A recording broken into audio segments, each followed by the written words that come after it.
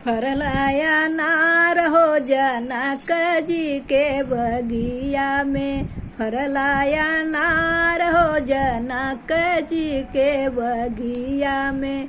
के हो तोड़ैत के ना बटोरला, के ना तोड़ैत के ना बटोर। के करे अचरवा में लगी गईल दाग हो जनक जी के बगिया में। फरलाया नार हो जनक जी के बगिया में, फरलाया नार हो जनक जी के बगिया में। राम जतोड़ैन लक्ष्मण बटोरैन, राम जतोड़ैन लक्ष्मण बटोरैन। सीता के अचरवा में लग गईल दाग हो जनक जी के बगिया में।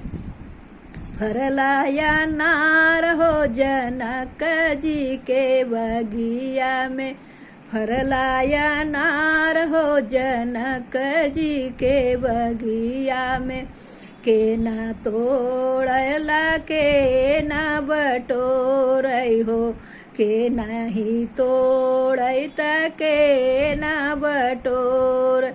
के करे अचरवा में लगी गईल दाग हो जनक जी के बगिया में। फरलैया नार हो जनक जी के बगिया में।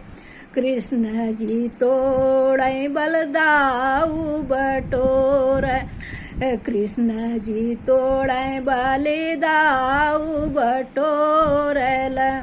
अरे राधा के अचरवा में लगी गईल दाग हो जनक जी के बगिया में। फरलाया नार हो जनक जी के बगिया में, फरलाया नार हो जनक जी के बगिया में। हाय दोस्तों, यह भजन गीत कैसा अच्छा लगा तो भर भर के लाइक कमेंट सब्सक्राइब शेयर जरूर करें।